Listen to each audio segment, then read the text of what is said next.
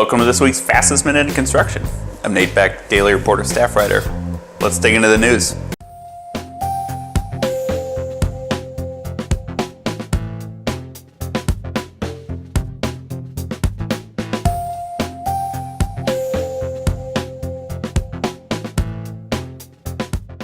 An appeals court last week took the air out of a common figure at union picket sites.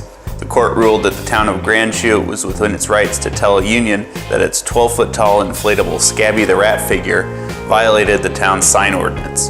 The beef between the town and the Menasha-based Construction and General Laborers Local Union Number 330 began nearly 5 years ago. The union began picketing the site of a construction project at Kolosso Automotive in 2014, where a non-union masonry contractor had been hired to perform work. The union set up their picket on a median near the dealership and brought Scabby the Rat along to drive home their point, tethering the inflatable to the ground to keep it from blowing away. Throughout the multi-day protest, the union got mixed messages about whether it was okay to display Scabby and another inflatable figure that depicts a pudgy cat in a business suit strangling a construction worker. Ultimately, a town code enforcement officer told the union that these inflatable figures violated its sign ordinance.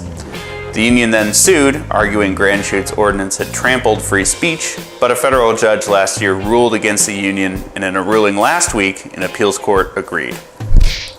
A new bill would put an end to the sales tax set up years ago to fund the construction of Miller Park, a proposal that stadium officials call unconstitutional. Senator Van Wanggaard last week began circulating a bill that would get rid of the 0.1% Miller Park sales tax by the end of 2019. The tax was established in 1996 to pay for the stadium and applies to 5 counties in southeastern Wisconsin. Wanggaard says the stadium tax should have ended years ago and has lined up a bipartisan support to put an end to it. But Miller Park officials say they've been down this road before.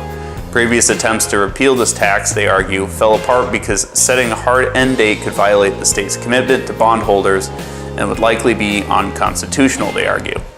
Wanggaard, however, disputes this argument and says it's high time to put the tax to bed.